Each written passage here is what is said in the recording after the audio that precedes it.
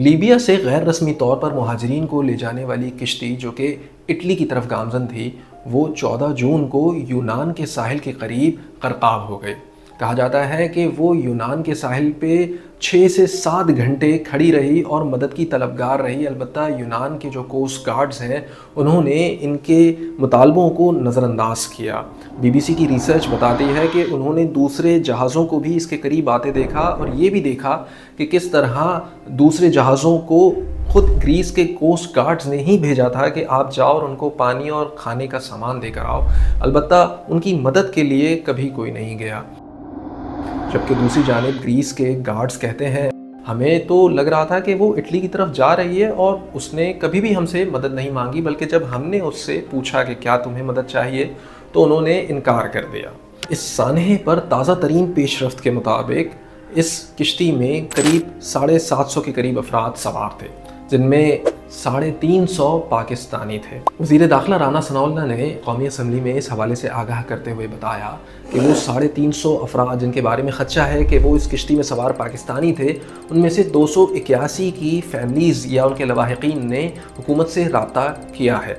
अभी तक की ताज़ा तरीन इतलात के मुताबिक भी इस हादसे में 82 अफराद मुसद्दिक़ा तौर पर जाँ बहक हो चुके हैं, मतलब उनकी हलाकतों की तस्दीक हो गई है क्योंकि उनकी नाशें बरामद की जा चुकी हैं। इसके अलावा करीब 102 अफराद बचाए जा चुके हैं, जिनमें से सिर्फ 12 पाकिस्तानी हैं। इन बचाए जाने वाले पाकिस्तानियों का कहना है कि किस तरह पाकिस्तानियों के साथ वहाँ पे बहुत ही नारमा सलूक रखा गया। यानी वो 750 के करीब अफराद जो तमाम गैर रस्मी तौर पर यूरोप जाना चाह रहे थे, उनमें से भी पाकिस्तानियों को किस तरह डिस्क्रिमिनेशन का सामना हुआ और उनको बिल्कुल जहाज़ के तहखाने में डाल दिया गया।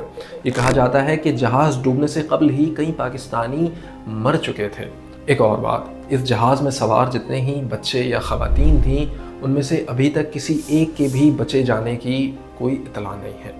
याद रखें कि ये वाक़या जो बहिरा रोम में पेश आया है, ये न सिर्फ इस साल का बल्कि कोई एक दिहाई का सबसे ख़तरनाक तरीन वाक़या है। अलबत्ता ये इस साल का कोई पहला वाक़या नहीं है। इस साल में इसी तरह का वाक़या पेश आया था फरवरी में, जिसमें 60 के करीब अफराद जाँ बहक हो गए थे। इसके बाद ये वाक़या पेश आया 2 महीने बाद अप्रैल में कि जिसमें करीब 70 के करीब अफराद हलाक हो गए थे।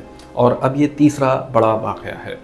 साल भर इस तरह की गैर रस्मी हिजरतों का इंतखाब पूरी दुनिया से लोग करते हैं, या कहा जाए तो थर्ड वर्ल्ड कंट्रीज़ से अमूमन लोग यूरोप या अमेरिका का गुज़र करते हैं। करीब 30 लाख अफराद एक साल में अमेरिका का गुज़र करते हैं, जबकि यूरोप में भी तकरीबन 1.25 लाख के करीब अफराद यूरोपियन बॉर्डर्स पर पकड़े जाते हैं और उनको भेज दिया जाता है या वो मारे जाते हैं।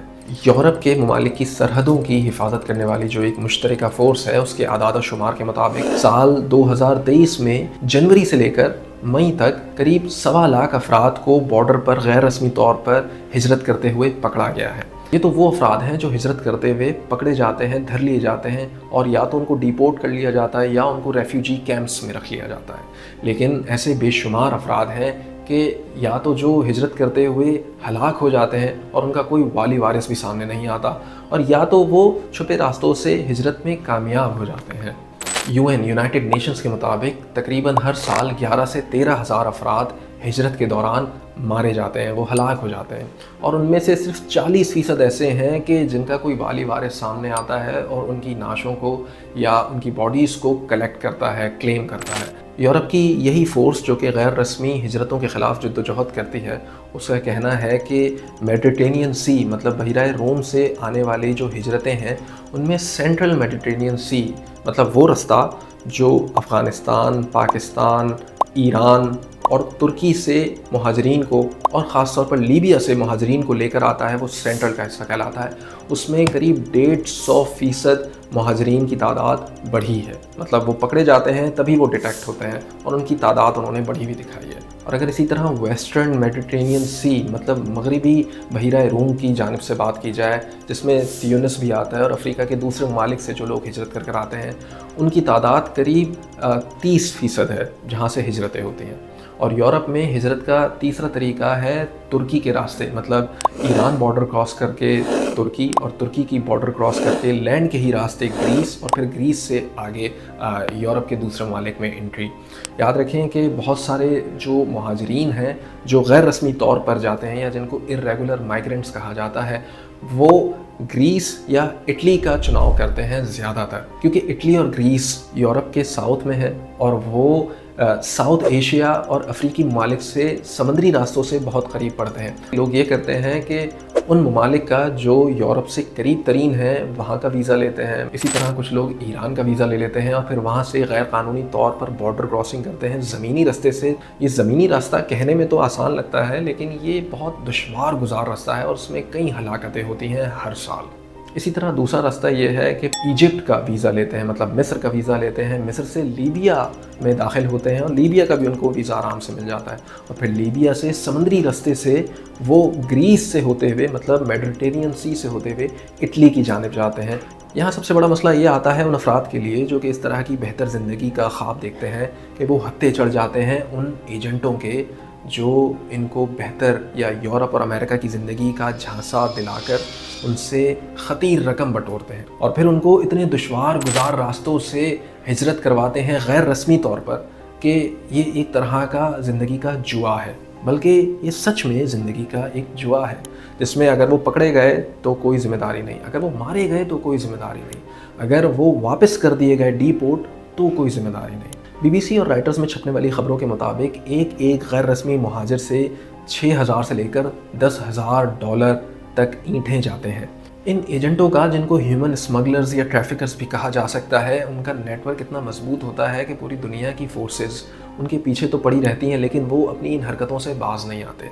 और उनकी स्ट्रेंथ की सबसे बड़ी वजह होती है लोकल अफराद का नेटवर्क। हर जगह के जो मकामी अफराद हैं वो इन एजेंटों की चेन का हिस्सा होते हैं। इस हादसे से लेकर, मतलब 14 जून से लेकर अब तक 2 दर्जन से ज़ायद अफराद FIA गिरफ़्तार कर चुकी है जो झांसा देकर लोगों को यूरोप ले जाने की या डिंकी कराने की बात करते थे। एक और बात, वर्सान शायर सोमालिया में पैदा होने वाली एक बरतानवी शहरी हैं जो बरतानिया की मारूफ शोरा में शुमार होती हैं।